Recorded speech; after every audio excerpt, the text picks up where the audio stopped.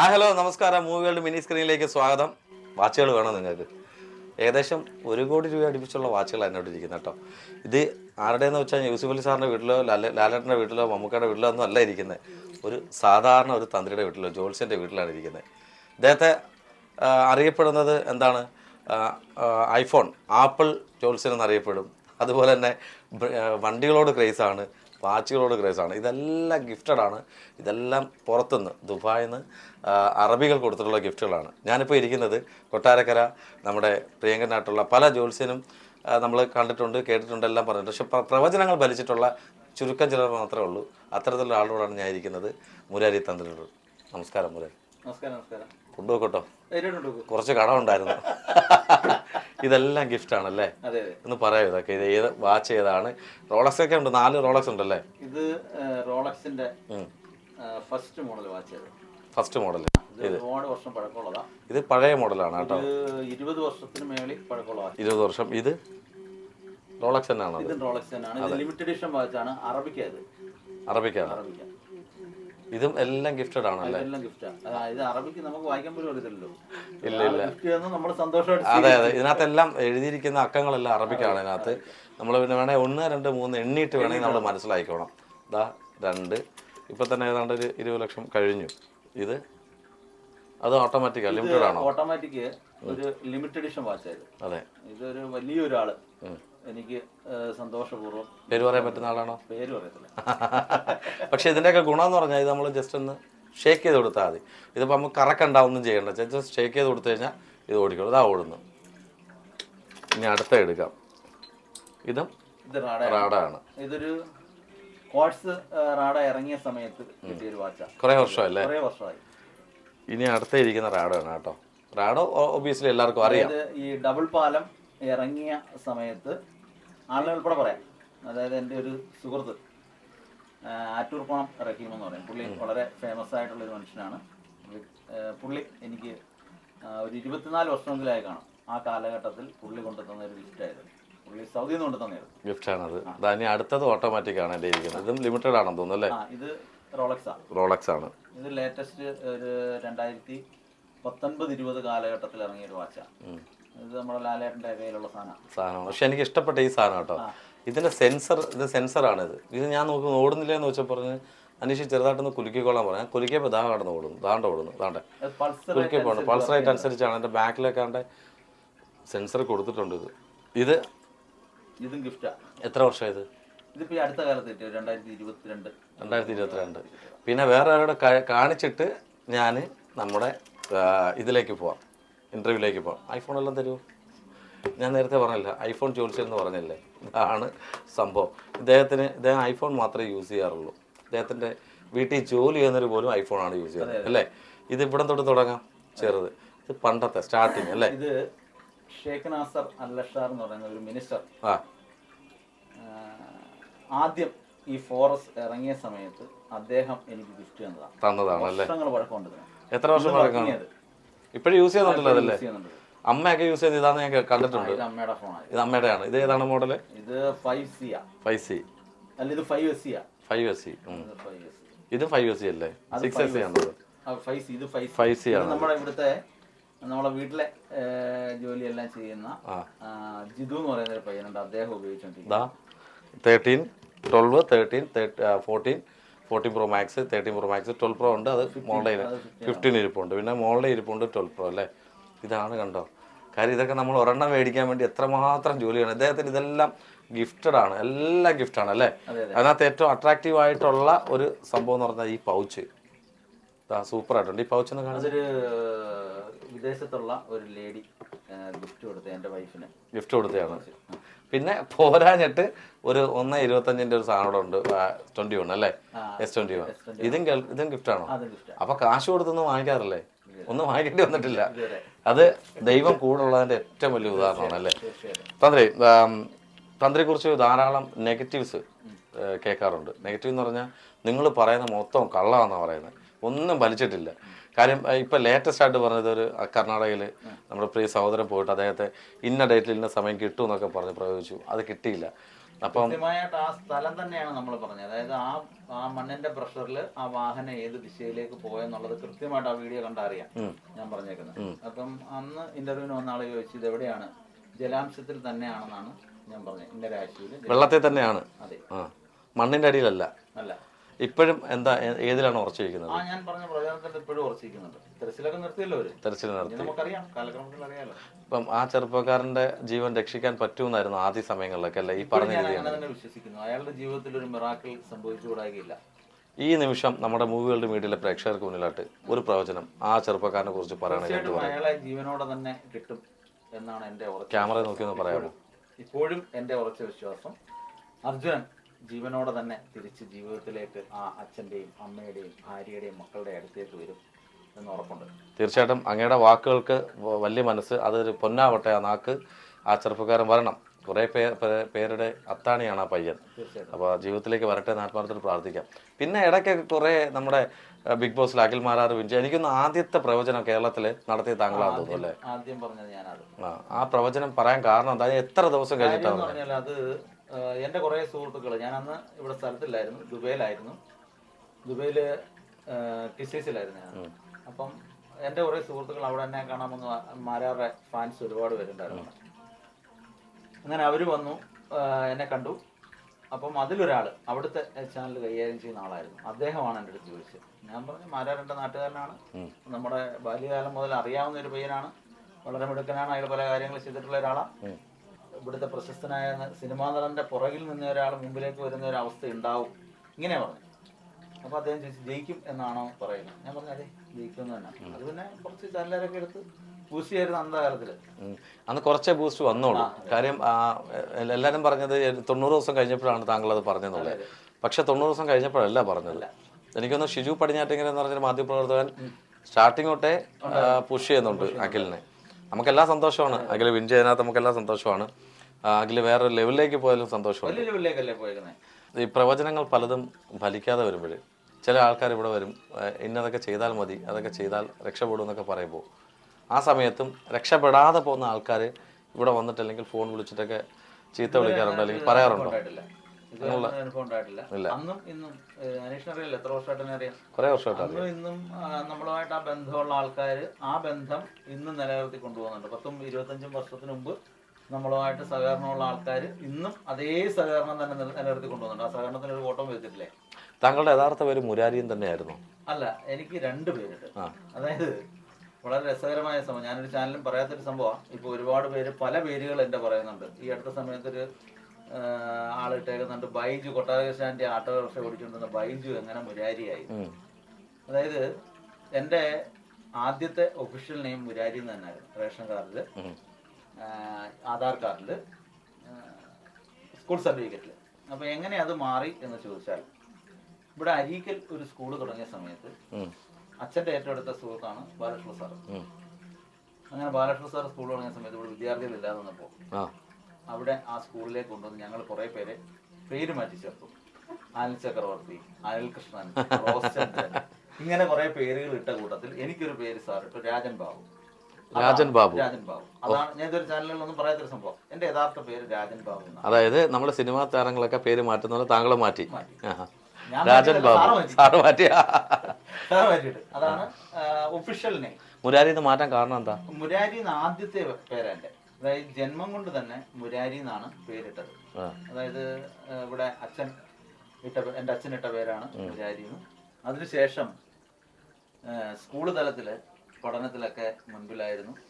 അപ്പോൾ ഇവിടെ ശാന്ത ടീച്ചർ എന്ന് പറഞ്ഞ ടീച്ചറുണ്ട് ഇപ്പോഴും ഈ അരിക്ക് അങ്ങോട്ട് തെറ്റിക്കുടി ഭാഗത്ത്. ടീച്ചറെ മിക്കവാറും കാണാറുണ്ട്.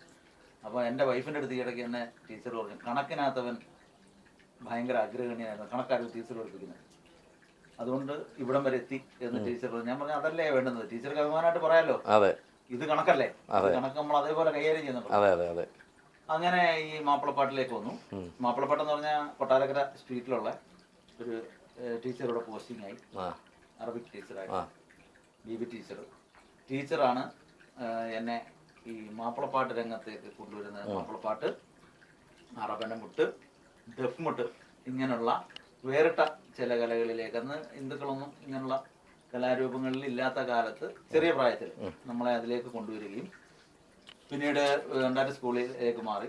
ഹൈസ്കൂളിലേക്കൊക്കെ ആയപ്പം ശരിക്കും സ്റ്റേറ്റ് തലത്തിലൊക്കെ പോയി വളരെ ഗംഭീരമായിട്ട് ഫസ്റ്റ് എ ഗ്രേഡ് മേടിച്ചു, ജയിച്ചു. അങ്ങനെ അതിലേക്ക് വന്നു. അപ്പോഴൊന്നും ഈ ഒരുമാതിരിപ്പെട്ട ആൾക്കാർക്കും എൻ്റെ പേര് അറിയത്തില്ല. സ്കൂളിലും നമ്മുടെ രാമേന്ദ്ര സാറായിരുന്നു അന്ന് ഞങ്ങളുടെ ക്ലാസ് ടീച്ചർ 8ാം ക്ലാസ്സിലൊക്കെ, 8 to 10 വരെ. അദ്ദേഹമൊക്കെ വിളിക്കുന്നത് മുരാരി തന്നെ ആയിരുന്നു. എന്നുവെച്ചാൽ ഇവിടെ ഇങ്ങനെ മുരാരി എന്നുള്ള പേര് വിളിക്കുന്നത് കൊണ്ട് ആ ഒരു നാമകരണത്തിൽ തന്നെ അറിയപ്പെട്ടു. എൻ്റെ യഥാർത്ഥ പേര് ഒരാൾക്കും അറിയാൻ പാടില്ലായി. അതുകൊണ്ടാണ് ഈ ആൾക്കാർ ഓരോരുത്തർ പോസ്റ്റ് ചെയ്യും. മിനിമം പോസ്റ്റ് ചെയ്യുന്ന ഒരു യഥാർത്ഥ പേര് പോസ്റ്റ് ചെയ്യട്ടെ. ബൈജു, ഷിബു, അതൊന്നും വേണ്ട, രാജൻ ബാബു, അതാണ് യഥാർത്ഥ പേര്. ആ പോസ്റ്റ് ചെയ്ത ചേട്ടാ ആട്ടോ ഓടിച്ച് നടന്ന ആള് തന്നെയാണ് അദ്ദേഹം. അദ്ദേഹത്തിന്റെ ഉപജീവന മാർഗ്ഗമായിരുന്നു അത്. അന്നും അദ്ദേഹം 50 പൈസയ്ക്കും 1 രൂപയ്ക്ക് വരെ നിങ്ങൾ ചെയ്തിട്ടുണ്ടല്ലേ, ജോത്സ്യം നോക്കിയിട്ടുണ്ട്. അപ്പോഴും കണ്ടില്ലേ വന്നപ്പോ പണ്ട് എന്റെ ജ്യോതിശാലത്ത് മേടയിലെ ജ്യോതിശാല അന്ന് അവിടെ വന്നിട്ടുള്ള അദ്ദേഹം പറഞ്ഞു, ഞങ്ങൾ 3 പേര് പണ്ട് വന്നിട്ടുണ്ട് എത്ര വർഷത്തിന് മുമ്പ്. അന്ന് അവര് തന്നെ 50 പൈസയാ. ഇപ്പൊ അവര് തന്നെ പറഞ്ഞത് ഞങ്ങൾ 3 പേര് ഇന്ന ആൾക്കാർ ഞങ്ങൾ പണ്ട് വന്ന് കണ്ടിട്ടുണ്ട്, ആള് തന്നെ ഇയാളല്ലേ എന്നുള്ള രീതിയിൽ അവർ സംസാരിച്ചത്. അപ്പൊ അയാൾ തന്നെ ഇയാൾ ഒരു മാറ്റമില്ല. ഈ കൂടെ ഓട്ടോ ഓടിച്ച് നടന്നവരൊക്കെ ഇപ്പം ഇപ്പോഴും ഓട്ടോ ഓടിക്കുന്നവർ കാണും. അപ്പൊ അവരെയൊക്കെ എങ്ങനെയാ അപ്പം കാണുമ്പോ എങ്ങനെയാ അളിയാന്ന് വിളിക്കോ അതോ എന്ത് വിളിക്കണമെന്നുള്ള ടെൻഷൻ? അങ്ങനല്ല, ഞാൻ പണ്ട് ഇവരെ തന്നെ ഇയമ്മിലുള്ള ഉണ്ണിയെ ഇന്നലെ നമ്മുടെ ജോസിന്റെ മൊബൈലോടെ വെച്ചിട്ടുണ്ട്. അപ്പൊ ഉണ്ണിക്കൊരു വല്ലാത്തൊരു ഇത് എന്ത് വിളിക്കണം ഞാൻ ഉണ്ണി ഇങ്ങനെ തോളൊക്കെ ആയിട്ട് ഉണ്ണി അളിയ എന്തോണ്ടെന്ന് വെച്ചാൽ ഉണ്ണി ഇങ്ങനെ വിറക്കിയ ഷിവർ ചെയ്യാ പുള്ളി ഇങ്ങനെ. അവൻ എന്ത് പറയണമെന്ന് അറിയാമോ? ഞാൻ പറയണ ഞാൻ പഴയ മുരാജി തന്നെ, ഒരു മാറ്റമില്ല, നിനക്ക് എന്തൊരു ഭയം എൻ്റെ അടുത്ത് സംസാരിക്കാൻ. അപ്പം ജോസിന്റെ കടയിൽ നിന്ന് പിള്ളേരെല്ലാം ഞാൻ ചിരിക്കുന്നുണ്ട്. അപ്പൊ ഒരു ആത്മസൗഹൃദമല്ലേ. പണ്ട് ജോസ് തുടങ്ങിയ കാലം മുതൽ ആ കടയിൽ പോകുന്ന ഒരാളാണ് ഞാൻ. ആ ഒരു സൗഹൃദം ഇന്നുണ്ട്. അപ്പം നമ്മൾ ആ സൗഹൃദങ്ങൾ എപ്പോഴും നിലനിർത്തി നമ്മുടെ ജീവിതത്തിൽ മാറ്റം വരുമ്പോൾ ഒരിക്കലും മാറരുത്. ഇപ്പൊ അതിനകത്ത് ഒത്തിരി പേര് നേരത്തെ ഒരാളിട്ട് അതിനകത്ത് കമന്റ് ഇട്ടിട്ടുണ്ട്, ഈ ഐഫോൺ എല്ലാം കൂടെ കൂട്ടി വെച്ചിരിക്കുന്നത് എന്തിനാന്നൊക്കെ. എൻ്റെ ഇവിടെ നിൽക്കുന്ന എന്നോടൊപ്പം ഇവിടെ ഓരോ കാര്യങ്ങൾ ചെയ്യുന്ന അവർക്കുള്ള എല്ലാം കയ്യിലിരിക്കുന്ന ഐഫോണാണ്. ഇപ്പൊ എൻ്റെ മാനേജ് പൊട്ടത്തല സന്തോഷ്, പുള്ളിയുടെ കയ്യിലിരിക്കുന്ന ഐഫോണാണ്. അത് 10X Max. ദുബായിലൊക്കെ പുള്ളിയാണ് കൂടെ വരുന്നത്. പുള്ളിയെ മിക്കവാറും എൻ്റെ കൂടെ എല്ലായിടത്തും. പിന്നെ അദ്ദേഹത്തിന്റെ മകന്റെ കയ്യിലിരിക്കുന്നതും ഐഫോണാണ്, അതിലോണാണ്. അപ്പം ഞാൻ കൊടുത്തേ. എൻ്റെ സഹോദരിയുടെ കയ്യില്, എൻ്റെ അളിയന്റെ കയ്യില്, നമ്മുടെ ബന്ധുമിത്രാദികൾ ഒക്കുന്നവരൊക്കെ ഐഫോൺ ഫാമിലി. എനിക്ക് ഇത് ഉപയോഗിച്ച് ഒരു സമയം കഴിയുമ്പോൾ അടുത്ത ആളെണ്ണം കൊണ്ടുവരുമ്പോൾ ഞാൻ വേറെ കൊടുക്കും. പിന്നെ ഇതിനകത്ത് 1-2 ഫോണുകൾ ഞാൻ ആർക്കും കൊടുക്കാതെ വെച്ചേക്കുന്ന കാര്യം, എൻ്റെ വിദേശത്തെ നമ്പറുകള്, അവിടുത്തെ ബാങ്കിങ് സിസ്റ്റം ഒക്കെ കിടക്കുന്ന 1-2 മൊബൈലുണ്ട്. അതാർക്കും കൊടുക്കത്തില്ല. അത് ശരിയാവില്ലല്ലോ. അതെ അതെ, അത് ഭാര്യയ്ക്ക് ഉപയോഗിക്കാൻ കൊടുക്കത്തില്ല വിചാരിക്കും ആൾക്കാർ. വിചാരിക്കും ഇവൻ അവിടെ ദുബായി പോയിട്ട് വാട്സപ്പ് എല്ലാം വേറെയാ. അതായത് എൻ്റെ മൊബൈലിൽ എത്ര കോണ്ടാക്ട്സ് ഉണ്ടെന്ന് വെച്ചാൽ എൻ്റെ മോക്കും അറിയാം, എൻ്റെ ഭാര്യയ്ക്ക് അറിയാം. അതായത് ഒരു മൊബൈലിൽ തന്നെ ഏതാണ്ട് 25,000 പേരോളം കോണ്ടാക്ട്സ് ഉണ്ട്. ഞാൻ കണ്ടായിരുന്നു, എന്നെ കാണിച്ചായിരുന്നല്ലോ. പറയുന്ന ഒരു കാര്യമില്ല. അപ്പൊ ആ 25,000 പേര് നമ്മളുമായിട്ട് സഹകരണം 4 മൊബൈൽ വരുമ്പം ഈ 4 മൊബൈലിന്റെ ഐക്ലോഡ് 4 എണ്ണം. അപ്പൊ അത് സ്റ്റോറേജ് സൗകര്യത്തിന് വേണ്ടിയിട്ട് നമ്മൾ ചെയ്തിട്ടേക്കുന്നതാണ്. നമ്മളിതിനകത്ത് വലിയ വിദഗ്ധനായിട്ടൊന്നുമല്ല. പിന്നെ ഒരാള് നമ്മുടെ അടുത്ത് എന്തെങ്കിലും കാര്യം സാധിക്കുമ്പോൾ അദ്ദേഹം സന്തോഷമായിട്ടൊരു സാധനം കൊണ്ടുത്തരുന്നു, നമ്മൾ 2 കൈ നീട്ടി സ്വീകരിക്കുന്നു. അതൊരു മുട്ട. ഇന്നലെ ഒരാള് എനിക്ക് വളരെ രസകരമായ ഒരു ഭക്ഷണം ഉണ്ടായിട്ടുണ്ടോ, ഒരു കുരുവിക്കൂട്. ഞാൻ ഇന്നലെ അത് ഇൻസ്റ്റയിൽ എടുത്തിട്ടുണ്ട്. ഒരു കുരുവിക്കൂടും നമ്മുടെ ഈ എണ്ണയിട്ട് തിരിക്കുന്ന കിഴി ഉണ്ടല്ലേ, കിഴി പോലൊരു സാധനം. അപ്പൊ ഞാൻ വിചാരിച്ച എന്തായാലും മോഡലിങ്ങിന് കൊണ്ടുവന്നായിരിക്കും പുള്ളി. അപ്പൊ ഞാൻ ചെടോ എന്ത് സാധനം ഇത്, അത് തന്ത്രി എടുത്ത് ശാലം കഴിച്ചു നോക്കും.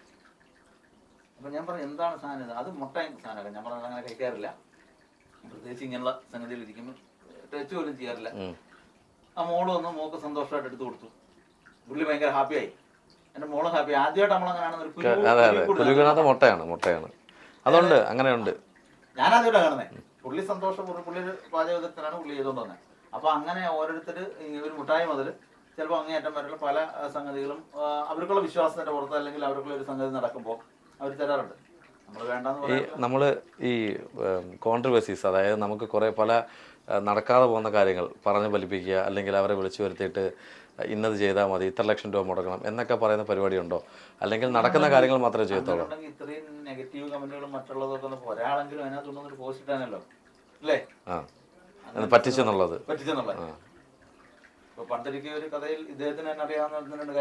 അതെ, ഞാൻ പരിചയപ്പെടുത്തിയ ഒരാൾ, ആരാന്ന് പറയുന്നില്ല, ഇദ്ദേഹം ഒരാളുടെ കാര്യത്തിന് എന്നെ വിളിച്ചു പറഞ്ഞു ഞാൻ അനീഷാണ്. അന്ന് ഇത്രയും വലിയ ചാനലിന്റെ ആളൊന്നും ആയിട്ടില്ല, ഒരു സാധാരണ അനീഷ്. അപ്പൊ ഞാൻ പറഞ്ഞു എന്താ അനീഷേ? അന്നേരം പറഞ്ഞ എൻ്റെ ഒരു ആളെ ഞാൻ അങ്ങോട്ട് വിടുന്നുണ്ട്, ഇങ്ങനൊരു സംഭവം, ഒരു പെൺകുട്ടി മിസ്സായ ഒരു വിഷയം ഓർമ്മയുണ്ടോ? പിന്നെ ഞാൻ പറഞ്ഞു ഇത്രാം തീയതി ഇത്ര മണിക്ക് ഇന്ന സ്ഥലത്ത് അവർ എത്തിയിരിക്കും, ഉറപ്പാണോ എന്ന് എൻ്റെ അടുത്ത് ചോദിച്ചു. പോലീസ് സ്റ്റേഷനിൽ അവർ ഹാജരായി, പറഞ്ഞ സമയത്ത് ഹാജരായി. ആ സമയത്ത് അവർ അവിടെ എത്തി. ഇത് പറയാനായാലും നമ്മുടെ കൊട്ടാരക്കര എന്ന് പറയുന്ന സംഭവം നാടിൻ്റെ പ്രശ്നമല്ല, നാട്ടുകാരുടെ പ്രശ്നമുണ്ട്.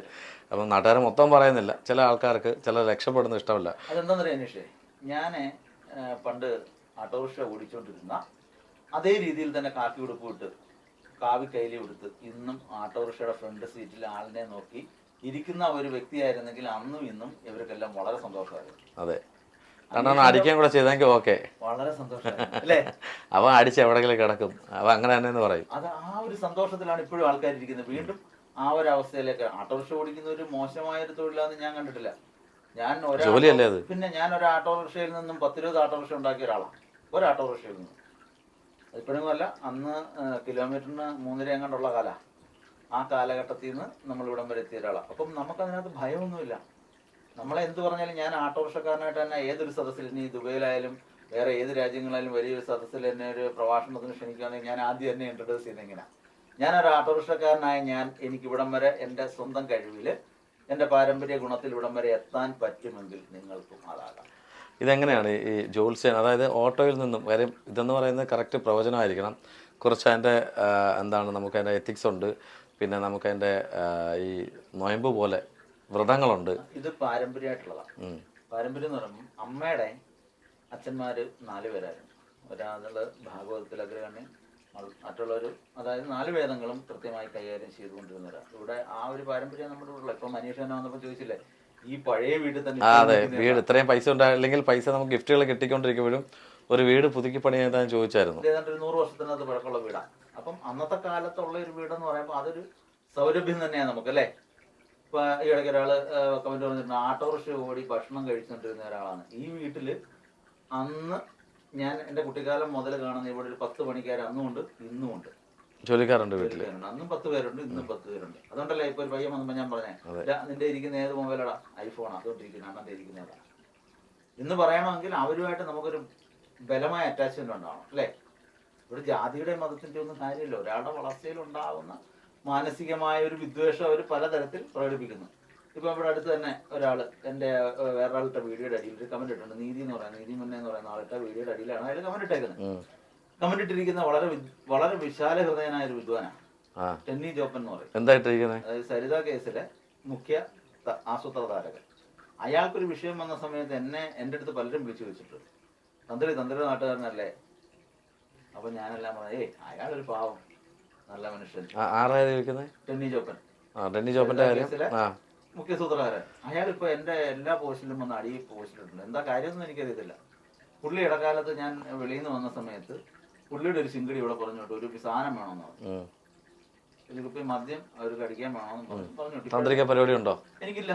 ഞാനപ്പോ അവരുടെ അടുത്ത് പറഞ്ഞു, ഞാൻ ഈ സാധനം കൊണ്ടുവരാറുമില്ല, വേറൊരാൾക്ക് കൊടുക്കാറുമില്ല, പിന്നെ പൈസ വേണേ തരാം, നിങ്ങൾ മേടിച്ച് കഴിക്കും. അങ്ങനെ വന്ന ആളുടെ 2000 രൂപ കൊടുത്തു. ഇതേപോലെ എന്റെ അറിവിലുണ്ടായൊരു സംഭവം. പൈസ കൊടുത്തിട്ടില്ലേ കഴിക്കാൻ?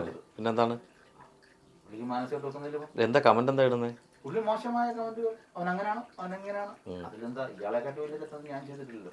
അല്ല, നിങ്ങൾ അങ്ങനെയാണെങ്കിൽ ഈ പറഞ്ഞ ഗിഫ്റ്റുകളും അല്ലെങ്കിൽ ഈ പറഞ്ഞ ആൾക്കാരൊന്നും വരത്തില്ല. ഞങ്ങളിപ്പോൾ തന്നെ വന്നപ്പോൾ വലിയ ആൾക്കാർ ഇരിപ്പുണ്ട്, ഇരിക്കേണ്ട ആവശ്യമില്ല. ഇരിപ്പുണ്ട്, വലിയ ആൾക്കാർ ഇരിപ്പുണ്ട്, നമുക്ക് അതിൻ്റെ ആവശ്യമില്ല. അതെ, ഇപ്പം എന്തായാലും നമുക്ക് ഈ പറഞ്ഞ പോലെ കോൺട്രവേഴ്സീസ്, നമുക്ക് ഈ പറഞ്ഞ ആൾക്കാരെ നമുക്ക് വാമൂടാൻ പറ്റത്തില്ല. പക്ഷെ ഇനി ഭാവിയിൽ എന്തെങ്കിലും പ്രവചനങ്ങൾ ചെയ്യാൻ താല്പര്യമുണ്ടോ? തീർച്ചയായിട്ടും പ്രവചനം നടത്തുമല്ലോ. അല്ല, ഇനിയുണ്ടോ? ഇപ്പൊ നിലവിൽ ഇനി നടത്തും. കഴിഞ്ഞ 2023 ഈ 2024 നടക്കുന്ന ഒട്ടുമിക്ക കാര്യങ്ങൾ ഞാൻ അന്ന് പ്രവചിച്ചതാണ്.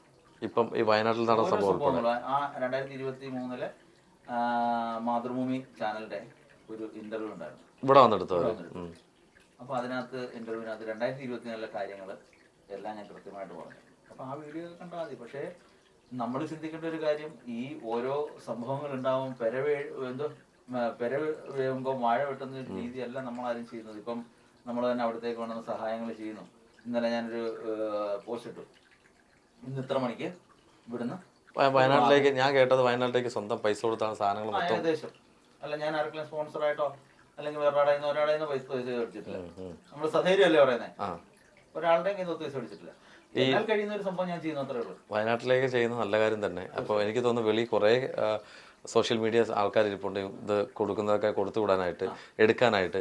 അപ്പോൾ അതിലും കൂടെ ഒരു കാര്യം ചോദിക്കട്ടെ, 2024 തീരുന്നതിന് മുമ്പ് വേറെ എന്തെങ്കിലും പ്രവചനങ്ങൾ അങ്ങേക്ക് പറയാൻ പറ്റുമോ? തീർച്ചയായിട്ടും നമ്മുടെ ഈ ശരിക്കും ഈ ജ്യോതിഷം എന്ന് പറയുന്ന പരമമായ ഒരു സത്യമാണ്.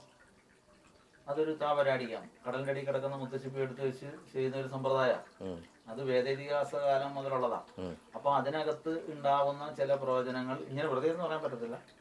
നമ്മൾ നോക്കി അത് ഗണിച്ച് എടുത്തിട്ട് പറയുന്നത് വളരെ കൃത്യമായിട്ടായിരിക്കും. ഇപ്പൊ ഞാൻ പറഞ്ഞതിലുള്ള ഒരു പ്രവചനം മാത്രമേ ഇവർ പറയുന്നുള്ളൂ തെറ്റിയിട്ടുണ്ടെന്ന്. അന്ന് ഈ പ്രവചനങ്ങളൊക്കെ ചെയ്ത സമയത്ത് പോസിറ്റീവ് വന്ന സമയത്ത് അവർ ആരെയും ഞാൻ കണ്ടില്ല നല്ലൊരു കമന്റ് എടുത്തു. നെഗറ്റീവിലല്ലേ വരത്തുള്ളൂ. അല്ല, ഞാൻ ചോദിക്കുന്നത് ഇത് നോക്കാതെ നേരത്തെ ഒരു മനസ്സിലൊരു ഉദ്ദേശം കാണുമല്ലോ, ഇത് നോക്കാൻ എത്ര സമയം എടുക്കും? ഇത് നോക്കാൻ നമ്മളൊരു ഗ്രഹസ്ഥിതി എടുത്ത് നിങ്ങൾ ആവശ്യപ്പെടുന്ന സമയം അത് വെച്ച് നിങ്ങളുടെ ശാസ്ത്രഗതി ഇതെല്ലാം വെച്ചിട്ട് നോക്കും. എന്തായാലും 1.5 മണിക്കൂർ എന്തായാലും പോകും. അല്ല, എങ്കിലും ഈ വർഷം ഇനി എന്തെങ്കിലും അനർത്ഥങ്ങൾ നമ്മുടെ കേരളത്തിൽ നടക്കാൻ ചാൻസ് ഉണ്ട്? 2023 വളരെ കൃത്യമായിട്ട് പറഞ്ഞിട്ടുണ്ട്. അതായത് അന്നത്തെ നമ്മുടെ ആ ഒരു ഗ്രഹസ്ഥിതി വെച്ചിട്ട്, അതായത് ഒരു വ്യാഴമാരത്തോടു കൂടിയാണ് അന്ന് ഇത് 2024 പറ്റി പ്രവചിച്ചത്. അപ്പൊ ശരിക്കും കുറേയേറെ ദുഷ്കൃതികൾ നമ്മുടെ നാട്ടിലുണ്ടാവും. അതിവിടെ മാത്രമല്ല, എല്ലാ രാജ്യങ്ങളിലും ഉണ്ടാവുമെന്ന് വളരെ വ്യക്തമായിട്ട് ഓരോന്നും എടുത്തു പറഞ്ഞിട്ടുണ്ട്. ഇനി അത് എങ്ങനെ എടുത്ത ആൾക്കാർ ട്രോളോന്ന് അറിയത്തില്ലേ. ഇനിയിപ്പോ ഇങ്ങനെ ഒരു അവസ്ഥ വന്നപ്പോ ഇയാളെ പേരെടുക്കാൻ വേണ്ടിട്ട് അടുത്ത പരിപാടിയായിട്ട് ഇറങ്ങിയിരിക്കാന്ന് പറയും. അർജുന്റെ കാര്യം പറഞ്ഞ അർജുന്റെ കാര്യം ഇപ്പോഴും ഞാൻ അവിടെ തന്നെ ഉറച്ചിരിക്കുന്നത്, അതിനകത്തൊരു മാറ്റമില്ല. അർജുൻ ഒന്നും പറ്റിയിട്ടില്ല, തിരിച്ചു വരും. തീർച്ചയായിട്ടും അർജുൻ തിരിച്ചു വരണമല്ലോ, തിരിച്ചു വരണം. നമ്മുടെ നാട്ടിന്റെ ആവശ്യമാണ് അത്. നമ്മുടെ നാട്ടിന്റെ കാര്യം ഇപ്പൊ ഇവിടെ ഒരു ചെറിയ സംഭവം ഉണ്ടായപ്പോ തന്നെ ചെറിയല്ല വലിയൊരു വിപത്താണ് ഉണ്ടായത്. അപ്പം എല്ലാ തരത്തിലുമുള്ള സർക്കാരിന്റെ ആയാലും മറ്റുള്ള കാര്യങ്ങളിലായാലും നമ്മുടെ സാമുദായിക സംഘടനകളിലായാലും മറ്റ് സോഷ്യൽ മീഡിയയുടെ ആയാലും വളരെ ഇടപെടൽ നടന്നു. പക്ഷെ അതുപോലൊരു ഇടപെടൽ അവിടെ നടന്നിട്ടില്ല. അത് ഇവിടുത്തെ ഭരണകർത്താക്കളുടെ പ്രശ്നം തന്നെയാണ് അല്ലേ. അപ്പം ആ ഒരു മനുഷ്യജീവന്റെ മൂല്യം അത്രത്തോളം അവിടെ കാണുന്നുള്ളൂ. താങ്കളുടെ വാക്കുകൾ ആ കുടുംബത്തിനൊരു ആശ്വാസമാകട്ടെ. തൊട്ട് കുറേ ഇരിക്കുന്ന ഇരിക്കുന്നത് താങ്കൾ തന്നെയാണോ? അതെ, അത് എന്റെ ഒരു സുഹൃത്ത് ഫ്രാൻസ്. അതൊന്ന് എടുക്കാൻ പറ്റുമോ? സ്വർണ്ണമാണോ ഇതും കിടക്കുന്നത്? ചെറിയ സ്വർണ്ണമാല തന്നെ. അദ്ദേഹത്തിന് സ്വർണത്തിനോട് ഭ്രമമുണ്ട്. അതെല്ലാം ഗിഫ്റ്റുകളാണ് കിട്ടിയിരിക്കുന്നത്. ഇദ്ദേഹത്തിനും കൊടുത്തു ഒരു സ്വർണ്ണമാല അല്ലേ. കണ്ടോളൂ, ഇത് കൊള്ളായത്. ഇതാരാ ചെയ്തെന്ന്? ഇതൊരു ഫ്രാൻസുകാരൻ ചെയ്ത. ഫ്രാൻസ് അല്ലേ? അദ്ദേഹം എന്നെ കാണാനായിട്ട് ദുബൈയിൽ വെച്ച് ദുബൈയിൽ വെച്ച് കണ്ടപ്പോ അവിടെ വെച്ചിട്ട് എന്റെ ഒരു സുഹൃത്ത് ഉണ്ണി എന്ന് പറയുന്ന ഒരാളുടെ നിർദ്ദേശാനുസരണം പുള്ളി ചെയ്തതായിരുന്നു. വളരെ ഗംഭീരമായിട്ടാണ് പുള്ളി ചെയ്തത്. അടിപൊളിയായിട്ട് ചെയ്തിട്ടുണ്ട്, സൂപ്പറായിട്ട് ചെയ്തിട്ടുണ്ട്. പുള്ളി എന്റെ കൊച്ചു വരെ മോതിരിട്ടുണ്ട്. പിന്നെ അതുപോലെ വേറൊരു കാര്യം പറയാനുള്ളത്, ഈ റീൽസ് ചെയ്യുന്ന തന്ത്രിമാരെ കണ്ടിട്ടില്ല. ഫുള്ള് അറബി പാട്ട്, മാപ്പിള പാട്ടുകൾ എല്ലാം ചെയ്യുന്നത്. അതുമായിട്ടുണ്ടായ ബന്ധം എന്ന് പറയുന്നത് ഒരു അഭേദ്യമായ ബന്ധമാണ്. കാര്യം എന്ന് പറഞ്ഞാൽ അന്ന് എന്നോട് പഠിച്ചിരുന്ന ഒട്ടുമിക്ക സുഹൃത്തുക്കളും മുസ്ലിം സുഹൃത്തുക്കളായിരുന്നു. കൊട്ടാരക്കര സ്ട്രീറ്റിലെ സുനിൽ, അനീഷ്, പിന്നെ അങ്ങനെ പറയുന്ന ഷമീന, ഇങ്ങനെയൊക്കെ പറയുന്ന കുറേ സുഹൃത്തുക്കളുണ്ടായിരുന്നു. അന്ന് ഇവരോടെ എല്ലാം ഉള്ള സഹകരണം ഞങ്ങൾ ഒരുമിച്ച് ഇരുന്നുള്ള ഭക്ഷണം മുന്നിലെ റാവുത്തറ മുന്നിലെ സുല്ലും ഞാനൊക്കെ എന്ന് പറഞ്ഞാൽ ഒരു പാത്രത്തെ എന്നായിരുന്നു ഭക്ഷണം കഴിക്കുന്നത്. അന്ന് ഈ ജാതിഭേദം മതദ്വേഷം ഇപ്പോഴും ആ ബന്ധം അതുപോലെ കീപ്പ് ചെയ്തുകൊണ്ട് പോകുന്നുണ്ട്. എപ്പോ അവിടെ വെച്ച് ഞാൻ അതിലെ വന്നാലും ഞാൻ അവനവിടെ ഉണ്ടെങ്കിൽ അവിടെ നിർത്തി അവൻ്റെ അടുത്ത് സംസാരിക്കാതെ പോലത്തില്ല. അതുപോലെ അനീഷ്, പിന്നെ അവിടെ സംസം ഹോട്ടലല്ലേ എൻ്റെ അടുത്ത് നിസാമ, ഇവരെല്ലാവരും ബന്ധം എന്ന് പറഞ്ഞാൽ ഒരിക്കലും നമുക്ക് പിന്നെ നമ്മുടെ ഇറച്ചി വെട്ടുന്ന തടിയനില്ലേ സ്ട്രീറ്റിൽ ചെല്ലുമ്പം ലെഫ്റ്റ് സൈഡിൽ നിന്ന് മറ്റേ നല്ല തടിയുള്ള പേര് മറന്നുപോയി. അവരെ ഞങ്ങളെല്ലാം ഒരുമിച്ച് ഒരു ബെഞ്ചിരുന്ന് പഠിച്ചവരാ. ഇവർ വിചാരിക്കും ഞാനതൊക്കെ പഠിച്ചു വെച്ചിട്ടാണ്. എൻ്റെ നാട്ടുകാരനാണ് കേട്ടോ. ഞങ്ങൾ 2 സ്റ്റോപ്പിന് ഇപ്പുറത്തുള്ളൊരു ബന്ധമാണ്. എന്നാൽ ഇന്നാണ് എടുക്കാൻ തോന്നിയെന്ന് ചോദിച്ചാൽ കാര്യം നമ്മുടെ ചാനലിലെ ഒരു ഇതെന്ന് പറയുന്നത് മിനി സ്ക്രീനിലെ ആൾക്കാരെയാണ് നമ്മൾ പരിചയപ്പെടുത്തുന്നത്. സീരിയൽ സിനിമ താരങ്ങളുടെ മാത്രമേ എടുത്തിട്ടുള്ളൂ. ഫസ്റ്റ് ടൈമാണ് നമ്മൾ ഇങ്ങനെ ഒരു ജോത്സ്യൻ്റെ ഒരു ഇൻ്റർവ്യൂ എടുത്തിട്ടുണ്ട്. ഹരി പത്തനാപുരത്തിൽ എടുത്തിട്ടുണ്ട്. പക്ഷേ ഇത്രയും ഗിഫ്റ്റ് കിട്ടിയ ഒരു ജോത്സ്യനെ ആദ്യമായിട്ടാണ് നമ്മൾ ഇൻ്റർവ്യൂ എടുക്കുന്നത്. നമുക്ക് വേണ്ടി 2 പേര് മാപ്പിള പാട്ട് പാടണം. തീർച്ചയായിട്ടും നിർബന്ധം, അത് പാടിയേ പറ്റും. കാര്യം അതിലൊക്കെ ഫസ്റ്റ് കിട്ടിയ ആളല്ലേ. ഫേവറേറ്റ് ആയിട്ടുള്ളുണ്ട്.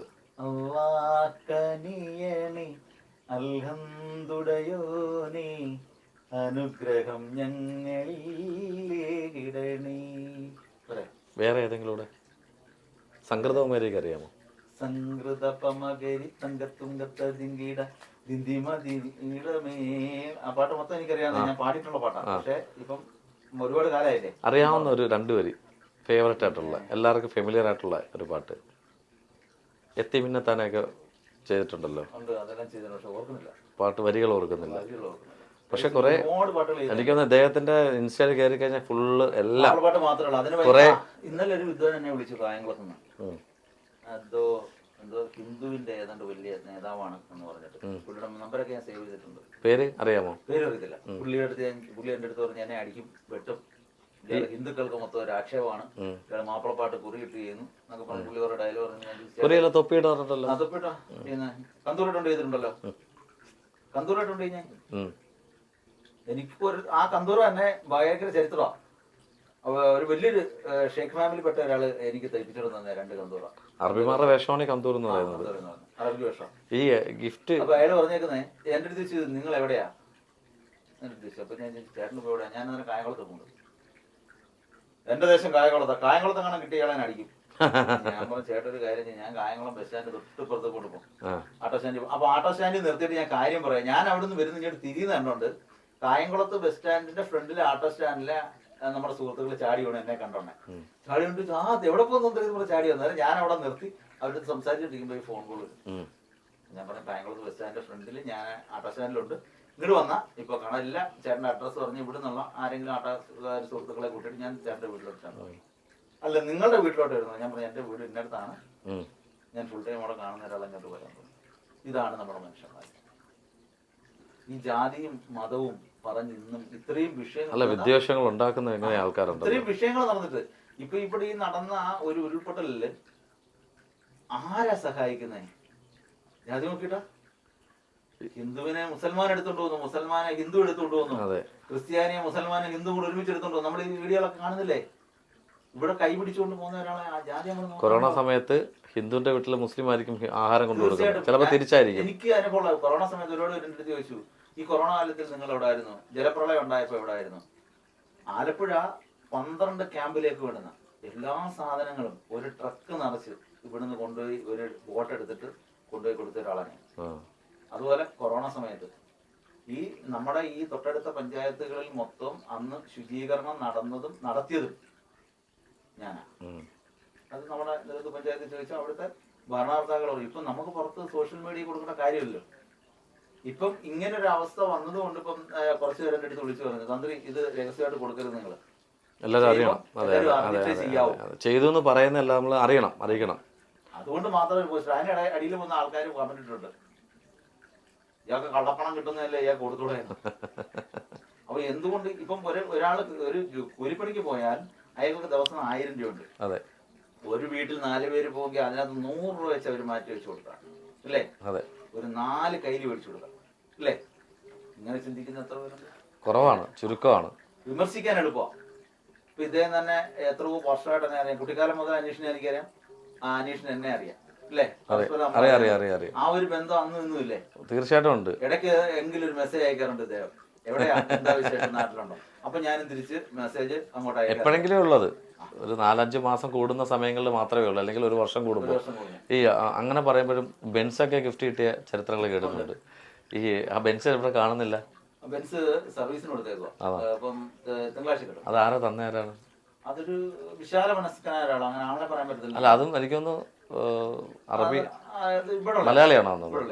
അപ്പൊ അദ്ദേഹത്തിന്റെ ഒരു സംഘം നടക്കാതിരുന്നു. അപ്പൊ ഇവിടെ എന്നെ പുള്ളി കാണാൻ വന്ന സമയത്ത് എന്റെ അടുത്ത് പറഞ്ഞു, തന്ത്രി എന്റെ ഈ സംഗതി നടത്തിക്കൊള്ളാം. ഞാൻ വന്ന ബെൻസ് ഇദ്ദേഹത്തിന്, അദ്ദേഹം ബെൻസ് വന്നാൽ എനിക്കറിയത്തില്ലേ ഇദ്ദേഹത്തിന്. ഞാൻ പറഞ്ഞു ബെൻസിന് വേണ്ടിയിട്ടല്ല, നിങ്ങളുടെ ഈ കാര്യം ഞാൻ നടത്തത്തില്ല എന്ന് പറഞ്ഞു. 11 ദിവസം പുള്ളിയുടെ കാര്യം നടന്നു.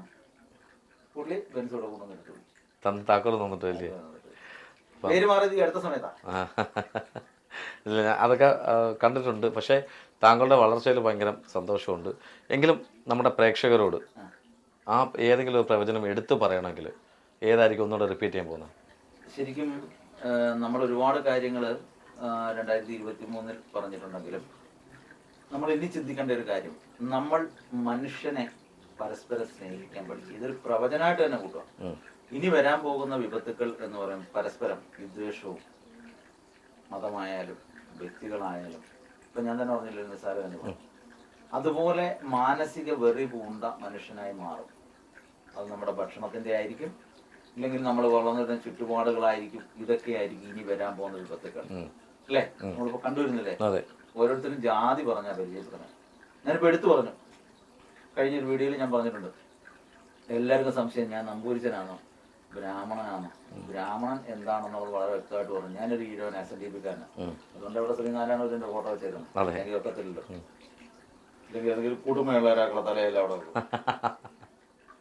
അപ്പം നമ്മൾ നമ്മളായിട്ട് ജീവിക്കാൻ ശ്രമിക്കുക. മറ്റൊരാളെ കുറ്റം പറയുമ്പോഴും മറ്റൊരാളെ അസഭ്യം പറയുമ്പോഴും നമ്മൾ ചിന്തിക്കുക, നമ്മൾ ആരാണ്, നമ്മൾ ഈ ലോകത്തിന് വേണ്ടിയിട്ട് അല്ലെ നമ്മുടെ സഹജീവികൾക്ക് വേണ്ടിയിട്ട് നമ്മൾ എന്ത് ചെയ്യുന്നു, ഇതൊന്ന് ചിന്തിക്കണ്ടേ? നമ്മൾ എന്തായിരുന്നു ചിന്തിക്കണം. അനീഷ് ഇപ്പോൾ ഒരാളെ കുറ്റം പറയുന്നു. അനീഷിന്റെ കുറെ ഇന്റർവ്യൂകൾ ഞാൻ ഈ അടുത്ത സമയത്താ ഒരു ഇന്റർവ്യൂ ഉണ്ട്. അന്നേരം ഞാൻ അനീഷിനെ ശരിക്കും ഒന്ന് വിളിക്കണമെന്ന് വിചാരിച്ചു. ഭയങ്കരമായിട്ട് വയലന്റ് ആയിട്ട് ആ പെൺകുട്ടി എഴുന്നേറ്റ് പോകുന്നത്. അത് കഴിഞ്ഞിട്ട് വളരെ സിമ്പിൾ ആയിട്ട്, അതാണ് സൗഹൃദം ശരിക്കും അല്ലെ? നമ്മളെന്നാ ചോദിക്കേണ്ട കാര്യങ്ങളും ചോദിച്ചു. ഞാൻ സിമ്പിൾ ആയിട്ടായിരുന്നത്. അതല്ലേ സൗഹൃദം എന്ന് പറയുന്നത്. അപ്പം ഈ ആത്മസൗഹൃദം നമ്മൾ വളർത്തിയെടുക്കാൻ നോക്കും. ഇപ്പൊ അനീഷിനെ കുറ്റം പറഞ്ഞാൽ എനിക്കൊന്നും കിട്ടത്തില്ല, ഒന്നുമില്ല. എന്നെ അനീഷ് കുറ്റം പറഞ്ഞാൽ അനീഷിനെ ഒന്നും കിട്ടത്തില്ല. എന്നെ 4 പേരോട് അറിയും. ഞാൻ പറയട്ടെ, ഇപ്പം ഈ ആവശ്യമില്ലാത്ത കമന്റുകളും കാര്യങ്ങളും എല്ലാം ഒത്തിരി പേര് അടിച്ചുവിട്ടു. ഇതിന് ശേഷം കുറേയേറെ കോളുകൾ എനിക്ക് തോന്നുന്നു ആരും എന്നെ മോശമായിട്ട് പറഞ്ഞാൽ ഇന്നലെ ഒരു വിദ്വാൻ വിളിച്ചിട്ട് എൻ്റെ അടുത്ത് പറഞ്ഞതായത് ഹിന്ദുവിന്റെ ഏതോ വലിയ വക്താവാണ് പുള്ളിയാണോ പറഞ്ഞത്.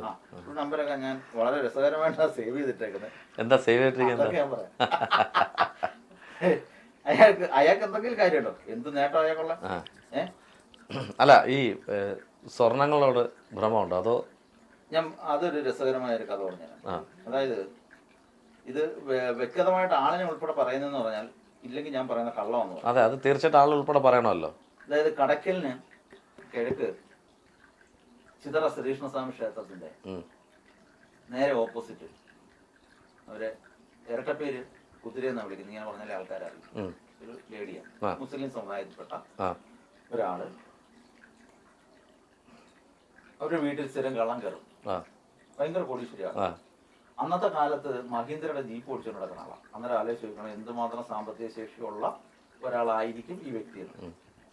അങ്ങനെ എന്നെ 10 വർഷം മുമ്പുള്ള കഥയാണ്. അങ്ങനെ എന്നെ ഒരു കാണാൻ വരുന്നു. കാണാൻ വന്ന സമയത്ത് എൻ്റെ അടുത്ത് പറഞ്ഞു, അതിൽ എൻ്റെ വീട്ടിൽ കള്ളൻ കയറും, എനിക്ക് ഈ കള്ളനെ പിടിച്ചു തരണം, ഞാൻ നിങ്ങൾക്ക് ഒരു 5 വരെ മാല കൊണ്ട് തരും. കള്ളനെ പിടിച്ചു തന്നു. അവരെ ബന്ധുക്കാരും സ്വന്തക്കാരും ഒക്കെ എൻ്റെ അടുത്ത് വരുന്നവരുണ്ട്, ഇന്നും തരുന്നുണ്ട്. ഞങ്ങളവിടെ പോയി ഒരു ക്രിയ ചെയ്തു. ഇത് വിശ്വസിക്കത്തില്ല ഒരാള്. അതുകൊണ്ടാണ് ഞാൻ ഈ അറ്റംപുള്ളി അടയാള സഹിതം പറയുന്നത്. അപ്പൊ അവര് വീട്ടിൽ തന്നെയാണ് കർമ്മം നടന്നുകൊണ്ടിരിക്കുന്നത്. ഉറക്കത്തിൽ കിടന്ന കള്ളൻ എഴുന്നേറ്റ് ഒരു വീടിന്റെ പുറകെ വന്നു. അപ്പൊ ഞാൻ ഇങ്ങനെ കൈ കാണിച്ചു, പുറകിലുണ്ടെന്ന്. ഭയങ്കര സൈസ് ആള്. അവരൊരു വലിയൊരു ടോർച്ച് ഒക്കെ എടുത്ത് ചാടി. ആ സമയത്ത് തന്നെ കടക്ക സ്റ്റേഷനിൽ നിന്ന് പോലീസ് ജീപ്പ് നൈറ്റ് പെട്രോളിംഗ് വന്ന വണ്ടിയുടെ ഫ്രണ്ടിൽ ഈ കള്ളൻ ചാടി. കള്ളനെ ഓടിച്ചിട്ട് പിടിച്ചു. പിറ്റേന്ന് താത്ത എനിക്ക് 5 പവന്റെ ഒരു മാല കൊണ്ട് തന്നെ. വെറുതെ ഒരു തള്ളാൻ വേണ്ടിയിട്ടല്ല പറഞ്ഞ, അത് ആളിനെ സഹിതം പറയുന്നുണ്ട്. ഒരാൾക്ക് അന്വേഷിക്കണമെങ്കിൽ ആ സ്ഥലത്ത് അന്വേഷിക്കുമ്പോൾ അറിയാലോ. പണ്ട് ഇതുപോലെ ഒരാൾ വന്നോടുന്ന് കർമ്മം ചെയ്ത് കള്ളനെ പിടിച്ചത് ഭയങ്കര ഫേമസ് ആയിരുന്നു സംഭവം. അപ്പൊ കർമ്മം ചെയ്ത് നമ്മള് കള്ളനെ വരെ പിടിക്കും. നമ്മള് വന്ന് പിടിച്ചിട്ടുണ്ട്, ഇന്നും പല കാര്യങ്ങളും ചെയ്യുന്നുണ്ടല്ലോ. പക്ഷെ അതൊക്കെ നമ്മുടെ ജീവിതത്തിന്റെ ഒരു ഭാഗ്യമായിട്ട് നമുക്ക് കരുതാം. ആദ്യമായിട്ട് എന്റെ ശരീരത്ത് ഒരു സ്വർണ്ണാഭരണം വരുന്നത് അവര് കൊണ്ടുതരുന്നേ. ഇന്ന് സ്മരണയോട് കൂടിയാ. അതിപ്പോഴും ഉണ്ടോ? ഉണ്ട്, കയ്യിലുണ്ട്. ഇതൊക്കെ എല്ലാം ഗിഫ്റ്റുകളാണെന്ന് മനസ്സിലായി. കാര്യം അതല്ലെങ്കിൽ ഊരി വെക്കുമല്ലോ. നമ്മൾ കാശ് കൊടുത്ത് മേടിച്ചാൽ നമ്മൾ ഇൻകം ടാക്സ് വരെ മേടിച്ച് ഊരി വെക്കും. അത് ഗിഫ്റ്റ് ആയിട്ട് നമുക്ക് ഇട്ടുകൊണ്ട് കിടക്കാം ധൈര്യമായിട്ട്. നമുക്ക് വെക്കാലോ. ഞാൻ അതുപോലെ എൻ്റെ വളർച്ചയുടെ 1ാം ഘടകം, അതും ഇതുപോലെ ഒരു ആളെന്നെ കാണാൻ വന്ന് കിടക്കുന്നു. അവർക്ക് കട്ട കമ്പനിയുള്ള ആളാണ്, സീജ ബ്രിക്സിന്റെ ഓണർ. അപ്പോൾ അദ്ദേഹം വന്നു. അവർക്കൊക്കെ ഇവിടെ വന്ന് എന്നെ കാണുന്ന ബുദ്ധിമുട്ടുണ്ട്. അവർ പറഞ്ഞു അവിടെ ഒരു ജ്യോതിഷാലയം ഞങ്ങൾ ഇട്ട് തരാം. അങ്ങനെ എന്നെ വിസത്ത് താത്ത 5000 രൂപ ആളിനെ സഹിതം പറയുന്നത് എന്തുകൊണ്ടാണെന്നറിയോ? പിന്നല്ലേ പ്രായം വന്നിട്ട് ചാനലിൽ വന്നിട്ട് തള്ളിയാണ് അല്ലേ? നബീസത്ത് താത്ത 5000 രൂപ കൊടുത്ത് അവിടെ ഒരു കട എടുത്ത് അതിനകത്ത് ഫർണിച്ചർ മൊത്തം ഇതുപോലൊരു ക്യാബിൻ.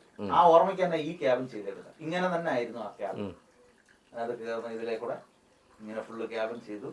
അന്നത്തെ കാലത്ത്, അന്ന് എന്നെ കാണാൻ വന്നിട്ടുള്ളവർക്കറിയാം, ഈ ചാനൽ കാണുന്ന പലരും കാണുമല്ലോ, അന്നത്തെ കാലത്ത് AC റൂമുള്ള ജ്യോത്സ്യന്മാരില്ല. ഈ 10-20 വർഷത്തിന് മുമ്പ് സംസങ്ങിന്റെ ഒരു വിൻഡോ എ സി സഹിതം ഫിറ്റ് ചെയ്ത് എന്നെ അവിടെ കൊണ്ടുവന്ന അവർ സാംസങ്ങിന്റെ അല്ലേ? സാംസങ്ങിന്റെ. നമ്മൾ ഇവിടെ നിന്ന് നടക്കുന്ന ഫാൻ്റെ കീഴില്ല, അവിടെ ഓഫീസ് എ സിക്കകത്തായിരിക്കുന്നത്. അപ്പം ആ ഒരു സൗഹൃദം എന്ന് പറയുന്ന ഒരു മനുഷ്യന്റെ നന്മയിലൂടെ ഉണ്ടാക്കിയത് അല്ലെ. അദ്ദേഹത്തിന്റെ സഹോദരനാണ് എനിക്ക് റാഡോ വാച്ച് കൊണ്ടുതന്നത്. അപ്പൊ ആ കുടുംബവും നമ്മളുമായിട്ടുള്ള ബന്ധം എന്താണെന്ന് ഇന്നും ആ ബന്ധം അതേപോലെ കാത്തു സൂക്ഷിച്ചു. ഈ ഇടയ്ക്ക് ഞങ്ങളവിടെ പോയി എല്ലാ വർഷവും ഞങ്ങളവിടെ പോകാറുണ്ട്. വർഷത്തിൽ 2-3 പ്രാവശ്യം അങ്ങോട്ടും ഇങ്ങോട്ടും പോകാറുണ്ട്. ആ ബന്ധം എന്താ. ഞാൻ ഒരു കാര്യം കൂടെ, താങ്കളുടെ വിലയേറെ സമയം കളയുന്നില്ല, കാര്യം ഇനിയും വരാനുണ്ട്. ഒരു ചോദ്യം കൂടെ എനിക്ക് ചോദിക്കാനുണ്ട്. കാര്യം ഈ സിനിമാ താരങ്ങളെല്ലാവരും ജ്യോത്സ്യന്മാരെ കാണാൻ പോകാറുണ്ട്. അവർ പ്രവചനങ്ങൾ അല്ലെങ്കിൽ അവർ പറയുന്ന കാര്യങ്ങളൊക്കെ അനുസരിക്കാറുണ്ട്, കാര്യം അത് അവരുടെ ജോലിയുടെ ഭാഗമായിട്ട്. അപ്പോൾ അത്തരത്തിലുള്ള സിനിമാ താരങ്ങൾ എത്ര പേര് താങ്കൾ കാണാൻ വന്നിട്ടുണ്ട്? ഒരുപാട് പേര്. ഇപ്പൊ നിലവിൽ നിൽക്കുന്ന പേര് പറയാൻ പറ്റുന്ന പേര് പറയാത്ത വേറൊന്നുണ്ടല്ലോ. നമുക്ക് ഈ ആത്മസൗഹൃദങ്ങളുണ്ട് ഒരുപാട് പേര്. അവരുടേതായ പേഴ്സണൽ പല കാര്യത്തിൽ ഇപ്പൊ ഞാനിത് പറയാൻ ഈ മറ്റേ പേരെടുത്ത് പറയാൻ കാരണം വ്യക്തിപരമായ ഒരു അറിവിലേക്കാണ്. അതെ അതെ അതെ തീർച്ചയായിട്ടും. തെളിയതാ അല്ലെങ്കിൽ അവരങ്ങനെ സംഭവം ചെയ്തിട്ടില്ല അല്ലെങ്കിൽ അവർ മാല കൊടുത്തിട്ടില്ല എന്നൊന്നും ഒരാൾ പറയാൻ പാടില്ല. അതുകൊണ്ട് പറഞ്ഞു ഇത് അത് എന്തുകൊണ്ടാണ് അങ്ങനെ പറയാൻ കാരണം നമുക്ക് അവരോടുള്ള അടുപ്പം അവരും നമ്മളുമായിട്ട് ഇപ്പോഴും നമ്മുടെ ഈ സ്ക്രീനിൽ, അതായത് ഇപ്പൊ ബിഗ് സ്ക്രീനിൽ ഇപ്പം നിലവിൽ ഇപ്പോഴും അവരൊക്കെ ഉണ്ടോ? ഒരുപാട് താരങ്ങളുണ്ട് ഇപ്പോഴും മെയിൻ സ്ട്രീമിൽ നിൽക്കുന്നത്. മെയിൻ സ്ട്രീമിൽ നിൽക്കുന്ന ഒരുപാട് താരങ്ങളുണ്ട്. പക്ഷെ നമ്മൾ ഒരിക്കലും ഒരു പേരെടുത്ത് പറയാൻ ഒരു സംവിധായകന്റെയോ ഒരു സിനിമാ താരത്തിന്റെയോ പേരെടുത്ത് പറയാൻ നമ്മൾ ആഗ്രഹിക്കും. ശരി, പേര് വേണ്ട. പ്രവചിച്ചിട്ട് രക്ഷപ്പെട്ട ഏതെങ്കിലും നടന്മാരും നടിമാരുണ്ടോ? ഉണ്ട്, 100%. എത്ര പേരുണ്ട്? അത് ഒരാളെ ഞാൻ വ്യക്തത എടുത്ത് പറയാം. അദ്ദേഹം ഒരിക്കലും പറയത്തില്ല ഞാൻ അങ്ങനെ ചെയ്തിട്ടില്ല. ഉണ്ടോ പക്രു ചേട്ടൻ? ഒരാളെ കാര്യം മാത്രം. ഇവിടെ വന്നിട്ടുണ്ടോ അദ്ദേഹം? പറയട്ടെ, മൊത്തം അദ്ദേഹത്തിന് എടുത്ത് ചോദിച്ചാൽ മതി. ഞാനും അദ്ദേഹമായിട്ടുള്ള അടുപ്പാണ്. ഡോക്ടർമാർ വരെ അദ്ദേഹത്തിനെ ഒഴിഞ്ഞ ഒരു കേസിൽ, അതായത് അത്ഭുത ദ്വീപ് എന്ന് പറയുന്ന സിനിമ കഴിഞ്ഞ് പുള്ളിക്ക് കണ്ടലിനൊരു പ്രശ്നമായി കിടക്കുന്ന സമയത്താണ് എന്നെ അദ്ദേഹത്തിന്റെ ഒരു സുഹൃത്ത്, വലിയൊരു നടൻ എന്നെ വിളിക്കുന്നത്. ഇങ്ങനൊരു സംഭവങ്ങൾ പുള്ളിയുടെ ഇന്ന കാര്യങ്ങൾ ഒന്ന് ചെയ്യണം എന്ന് പറഞ്ഞിട്ട് എന്നെ സന്തോഷമായിട്ട് എൻ്റെ അടുത്ത് പോയി കാര്യങ്ങൾ ചെയ്തു. ഇന്നും അദ്ദേഹത്തിന്റെ കരുത്തെ ഞാൻ ചെയ്തു കൊടുത്ത സമയത്ത് കിടക്കുന്നത്. അത് അദ്ദേഹം എവിടെയും കാണിക്കുകയും ചെയ്യും, പറയുകയും ചെയ്യും. അങ്ങനെയുള്ള ഒരാളിനെ എനിക്ക് പറയാമല്ലോ. തീർച്ചയായിട്ടും. അദ്ദേഹം ഇപ്പോഴും കോണ്ടാക്ട് ഉണ്ടോ? മിക്കവാറും എന്ത് കാര്യം ഉണ്ടെങ്കിലും എന്നെ വിളിക്കാറുണ്ട്. ഏത് കാര്യമായാലും ഞങ്ങളൊന്ന് ഡിസ്കസ് ചെയ്യാറുണ്ട്. അത് ചില വ്യക്തിബന്ധങ്ങളാണ് അല്ലേ? അല്ല, പുള്ളിയും പറയുന്നുണ്ട്, കുഴപ്പമില്ല. പുള്ളി പറയുന്നുണ്ടല്ലോ, താങ്കളുടെ കാര്യം പറയുന്നുണ്ടല്ലോ. എന്നെ പറ്റി പുള്ളി മോശമായിട്ടൊന്നും പറഞ്ഞു, അതെനിക്ക് വിശ്വാസം. അപ്പൊ ആ പുള്ളി വഴി സംവിധായകന്മാർ, എടുത്തു പറയത്തക്ക സംവിധായകന്മാർ എത്ര പേരുണ്ട്. അപ്പം എല്ലാവരുടെയും കാര്യങ്ങളൊന്നും നമുക്ക് എടുത്തു പറയാൻ പറ്റില്ല. പറ്റുമോ? ഇല്ല. അപ്പം ഒരാളെ അവഹേളിക്കുന്ന തരത്തിൽ നമുക്ക് പറയാനൊക്കത്തില്ല. ഇപ്പൊ അനുഭവത്തിന്റെ വിളിച്ചതിൽ ഓരോന്നും പറയാം. എത്രയോ ഡോക്ടർമാർ, എത്രയോ വലിയ വലിയ മന്ത്രിതലങ്ങളിൽ ഇരിക്കുന്നവര്, MP തലങ്ങളിൽ ഇരിക്കുന്നവര്, അങ്ങനെയുള്ള എത്രയോ ആൾക്കാർ വന്നിട്ടുണ്ടല്ലേ? വരും. രാഷ്ട്രീയക്കാർ വന്നിട്ടുണ്ടോ? വിളിച്ചു പാത്തും വരുന്ന രാഷ്ട്രീയക്കാർ കാണും. അങ്ങനെ വിളിച്ചു പാത്തും വരുന്ന ഇവിടെ എത്ര പേര് വരുന്ന ഒരു ദിവസം അവരെല്ലാം കാണത്തില്ലേ? അല്ല, ഞാൻ ചോദിക്കുന്നത് അത് നാണക്കേടാന്ന് വിചാരിച്ചിരിക്കുന്ന കുറെ ആൾക്കാർ ഇല്ല. പിന്നെ അതുപോലെ ഈ 2025 ബിഗ് ബോസിലേക്ക് കൊട്ടാരക്കര ആരെങ്കിലും പോകാൻ ചാൻസ് ഉണ്ടോ? ഒരാൾ ട്രൈ ചെയ്യുന്നുണ്ട്. ചാൻസ് ഉണ്ടോ ഇല്ലെന്ന് അറിഞ്ഞാൽ മതി. തന്ത്രിയുടെ മുമ്പ് ഇരിപ്പുണ്ട് ആള്.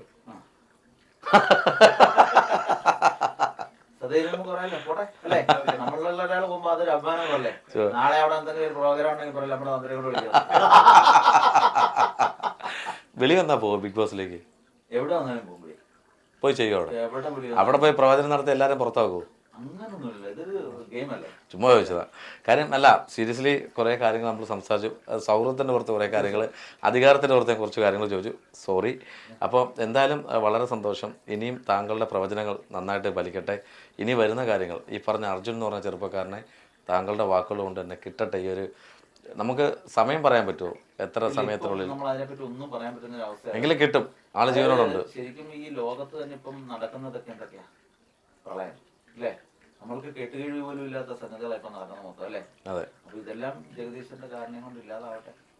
അങ്ങനെ തന്നെ ആവട്ടെ, അങ്ങനെ ആവട്ടെ. മനുഷ്യനാവാത്തോണ്ടാണ് ഇങ്ങനെയൊക്കെ സംഭവിക്കുന്നത് ചില സമയങ്ങളിൽ. പ്രകൃതിക്ഷോഭമായി മാറുന്നു. ഇപ്പൊ നമ്മളിപ്പോ എന്തായാലും തന്നെ ഒരു പോസ്റ്റ് എന്റെ എടുത്തിടുമ്പോൾ അതിനടി വരുന്ന കമന്റുകൾ ചിലപ്പോൾ നമുക്ക് താങ്ങാൻ പറ്റാത്ത രീതിയിലുള്ളതായിരിക്കും. പലരും ഇടുന്ന പോസ്റ്റുകൾ അല്ലെങ്കിൽ ഈ ട്രോളുന്ന ട്രോളുകൾ, അതൊക്കെ അതിന്റെ വഴിക്ക് പോകും. എൻ്റെ അടുത്ത് ഇന്നലെ 2-3 സുഹൃത്തുക്കൾ 1-2 പേര് എന്നെ ട്രോളിയേക്കുന്ന വീഡിയോസ് ആയത് എടുത്തിട്ടാണ് വന്നിട്ട് തന്ത്രി ഇത് കണ്ടിട്ട് ആ വോയിസ് ഞാൻ കേൾപ്പിക്കാം. തന്ത്രി ഇത് കണ്ടിട്ട് എനിക്ക് സഹിക്കുന്നില്ല. അത് ഒരു എൻ്റെ കൂടപ്പുറപ്പല്ല, ഞാനുമായിട്ട് യാതൊരു ബന്ധമുള്ള ഒരാളല്ല, എന്നെ കാണാൻ വന്നിട്ടുള്ള ഒരാളാണ്. ഇത് ഇന്നലെ എടുത്തിട്ടുണ്ട്, ഇന്നത്തെ ഇവിടെ ഉണ്ട്. തപ്പി എടുക്കണതിൽ ഒരുപാട് മെസ്സേജ് വരുന്നുണ്ട്. അപ്പം ഞാൻ പുള്ളിയെടുത്ത് പറഞ്ഞ മറുപടി ഇത്രയേ ഉള്ളൂ, അത് അയാളുടെ വിവരം, വിവരമില്ലായ്മ, അയാളുടെ വിവരം, വിവരമില്ലായ്മ, അയാളുടെ വിവരം, അയാളുടെ ജനസിന്റെ ഘടകം, ഇതൊക്കെയാണ് അയാളിൽ നിന്ന് വന്നത്. അപ്പോൾ നമ്മുടെ കാര്യങ്ങൾ ഇങ്ങനെയൊക്കെ തന്നെയാണ്. തീർച്ചയായിട്ടും പല പ്രവചനങ്ങൾ നടക്കുന്നു, ചിലത് അൺഫോർച്ചുനേറ്റ്ലി പോകുന്നു.